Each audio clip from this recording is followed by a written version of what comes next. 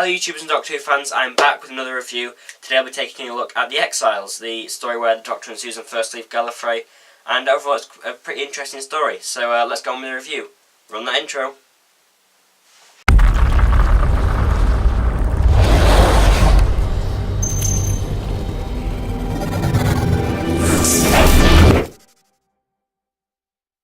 Taking a look at the cover, you can see at the top that we have Doctor Who, Big Finish, Short Trips, A Universe of Terrors, a short story anthology. And on the front cover you also have images of all 8 Doctors with it saying edited by John Binns at the bottom. And on the spine we have again Short Trips, Universe of Terrors, a short story anthology, followed by edited by John Binns, and it's number 3 in the Big Finish Short Trips collection. On the back it says 14 brand new adventures in time and space, the Doctor Who logo, Short Trips, Universe of Terrors, and it again says a short story anthology edited by John Binns. And there's also a blurb in the back which I'll read out to you now. There are some corners of the universe which have bred the most terrible things. Join the Doctor on a journey to the darkest corners of the universe, from an alien world tyrannized by a godlike machine to the British retreat from Afghanistan in 1842. Discover the secrets of the TARDIS's original owner, and 3 of the faceless creatures stranded in 21st century Hollywood. And finally, if you can, face the terrors that lurk in your own heart and in your dreams. Featuring stories by Mark Platt, Juliet E. McKenna, Lance Parkin, Robert Sherman, Jonathan Morris and many more. And then at the bottom we have the barcode, the price, which at the time was $14.99, says that it's a science fiction book. There's the website for Big Finish and the Big Finish logo. However, that is just a dust jacket. If you take the dust jacket off, you're presented with a nice black book, which looks really nice on the shelf. And on the spine you get the same writing that was on the dust jacket, however this time it's in silver writing and looks very nice. And on the back you've got a plain black back cover. Not really much to say about that. The story that I will be reviewing today is The Exiles by Lance Parkin, and it's set before An Unearthly Child, with the Doctor and Susan leaving Gallifrey. The story is spread over pages 1 to 10 in this short story anthology, and the short story collection has 201 pages all in all. And this short story collection was released on the 3rd of July 2003. Now, as you can see, it's a really nice put together book, and I'm only going to be reviewing one story today, which is The Exiles. I won't be bothering with the other stories in that book, but I'm sure at some point I will get around to reviewing them. This story basically starts off the Doctor's journey that we see him last writing through to the present day with the TARDIS. This is where it all starts, really. And basically it starts with him and Susan finding an abandoned TARDIS. They go and explore that TARDIS. The Doctor tries to get used to the controls, whilst Susan goes into a wardrobe room, gets changed, and then finds this mirror which has I guess it was sort of a vampire on the mirror, and it starts talking to her quite creepily through the mirror. And then she goes back to the Doctor and tells the Doctor what had happened, and then the Doctor goes and she asks, will it always be like this? And the Doctor says, oh yes, it probably will be. And then obviously that sets off the 53 years of Doctor Who. Now the Doctor's departure from Gallifrey has been told in many different stories. So you've got this one, The Exiles, you've got the beginning, the Big Finish story, which I will hopefully be reviewing on this channel next week.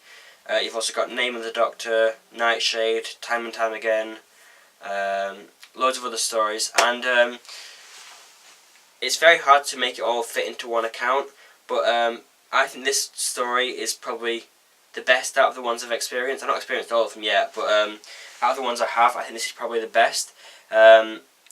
As well, it's a short story, so it doesn't go into too much detail about why they've escaped, or why they've left Gallifrey, or where they're going to go, and it doesn't even tell you what their first travel is in the TARDIS, so you can actually fit this in with the beginning and say that was their first travel, and this sort of happens while they were waiting in the TARDIS, waiting in flight, because it does set entirely in the TARDIS, this story.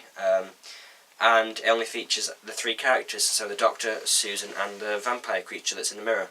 What's also quite interesting with this story is the Doctor says that he's done previous missions for the Time Lords, so this kind of makes us think that maybe this is by the point that he's retired from Time Lord duties, as the longest historian in the world said he had, and it also sort of says that he had quite a big career helping the Time Lords. It does say that he's never flied a TARDIS before, but he has been inside TARDISes, he's done secret missions for the CIA of Time Lords, he's observed planets, so it fits in very well with what we know about the Doctor's past, and it's quite an interesting way to think that he did all this before he even met Ian and Barbara.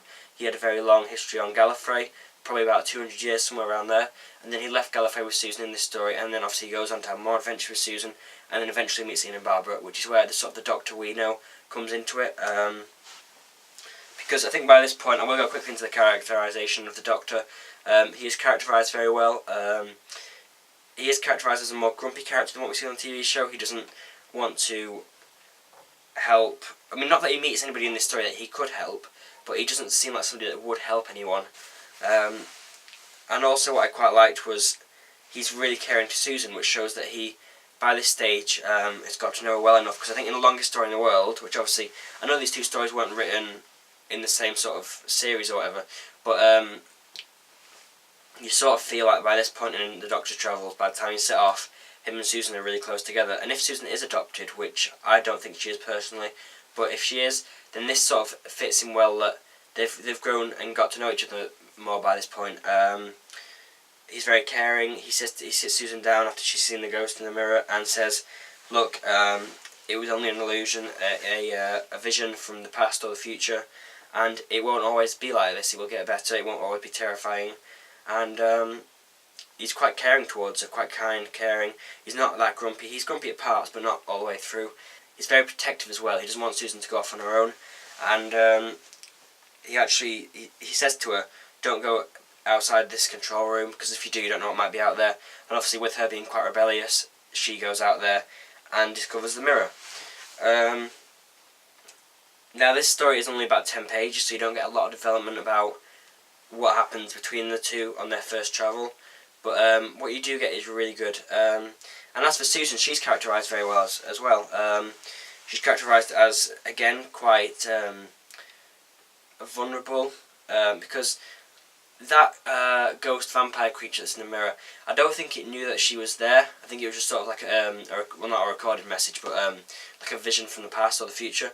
So the ghost didn't know that she was there, but if it had, I think that it would see Susan as quite a vulnerable character, and that's maybe why she saw the vision, because she was prone to more attacks than the Doctor. The Doctor had been through quite a lot on Gallifrey. He was used to he was used to the troubles of Gallifrey. Obviously, we assume by this point, has fought the vampires, as seen in State of Decay. We know that he has had quite a long history on Gallifrey. So overall, it's quite an interesting story that he's looking after Susan like this, and Susan's obviously quite unexperienced. She's probably never left Gallifrey before this. In fact, she's probably never left the Citadel on Gallifrey. So this is all completely alien to her, and I think, as it says, it's like leaving your house for the first time. It doesn't say that in the story, but I think that's sort of how it would be. And she actually goes out to find an operating manual in the TARDIS library, which shows that she's quite curious. I think that's the sort of an excuse she makes in her head for leaving. I don't think she actually wants that instruction manual. She just wants an excuse to get out and start exploring. So she gets quite curious. She wants to discover new things. She's ready for this journey of a lifetime, this trip of a lifetime, as it's later known. And she is, I think, by this point classified as the first companion. She's used to, well, she's not used to travelling, but she's got this sense of wanting to travel. She wants to explore new things, and as I said, she wants to discover new things. So yeah, overall she's characterised really well. Also in this story, I think you do get quite a lot more about Time Lords and their culture, because you get a bit where Susan goes into the wardrobes there, and you can see that they wear a lot of red and gold, and they're quite a rich, cultured society, really. They've got a really nice society. They're very, well, as I said, they're very rich. You don't really think of poor Time Lords, so that you can tell that the powerful Time Lords, such as the President, look down on the poorer ones, don't help them. And that sort of shows that if the Doctor's, obviously it's not his TARDIS, but the Doctor's quite a powerful Time Lord, so why is he stealing this TARDIS? You want to know more about that, why is he stealing it? And yeah, overall it's very interesting. You don't know why, and you don't find out at the end either, because like I said, it's only about 10 pages long, this story, so you never find out why they leave. In fact, even in the beginning, the Big Finish story, you don't find out. So that's still left quite a mystery to why he leaves. Obviously, you find out later in the War Games it's because he was bored, or in Heaven Sent because he was scared, apparently, which I really don't like that explanation, but what can you do? And also in this story, you get the first appearance of the everlasting matches, which apparently the Doctor has invented, and you also get the first story which is set entirely in the TARDIS. So this sort of proceeds on the Edge of Destruction by being the first story that's set entirely inside the ship. And overall, the TARDIS is represented as a very dark, cold place. You don't want to be there. It takes them about half the story, I think, before they finally get it up and running. And it shows that they're new to all this. They're ready for the adventure, but at the same time, they're scared. They're holding back. They don't want to do this. And the Doctor's obviously trying to push ahead, saying, "I'll try and find the controls." In fact, he even falls asleep at one point because of how long he's been looking at the controls, which sort of supposes that a lot of time has passed from going in the ship to the end. They both go and have a rest. They sit on the seat. They go have a rest, and then Susan goes off and explores. And yeah, it was very nice to have this very isolated TARDIS, one that didn't feel like a home. Because I think nowadays, although the Doctor and the TARDIS, you can't really imagine them without each other. But in these days, well, the early first Doctor stories, it feels like he's still getting used to it. He's new to it all, and that's done really interesting throughout. Overall, it's a very interesting story, and Lance Parkin has obviously done his research into the early 1960s Doctor Who by saying the names of all the TARDIS controls, such as the fault locator, and all the ones, the food machine, all these early ones, I think that's mentioned anyway, all these early ones that you get in the early 1960s stories. Yeah, like I said, it's a labour for love. He's put a lot of research into this. He clearly knows what the Doctor and Susan are like. They're characterised very well. He's got the threat of the alien vampire, the dark, cold TARDIS interior. You've got the, like I said, the vampire is very, it doesn't do much, but you can tell less is more in this story for the villain.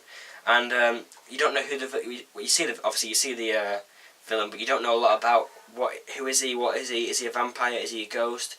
Is he in the mirror, or is he actually there? There's so much you don't know about him, so it's such a mysterious character. And yeah, Lance Parkin has done a great job here. I'd be really interested to see where he goes with Gallifrey and his other Doctor Who works, such as Cold Fusion and the Infinity Doctors. Overall, I'd give this a 7.5 out of 10. Join me next week when I'll be doing a review of the beginning, an alternate look at how the Doctor escaped from Gallifrey. I'll leave Facebook and Twitter links down below. Please remember to like, comment, subscribe. Thanks for watching, and bye for now.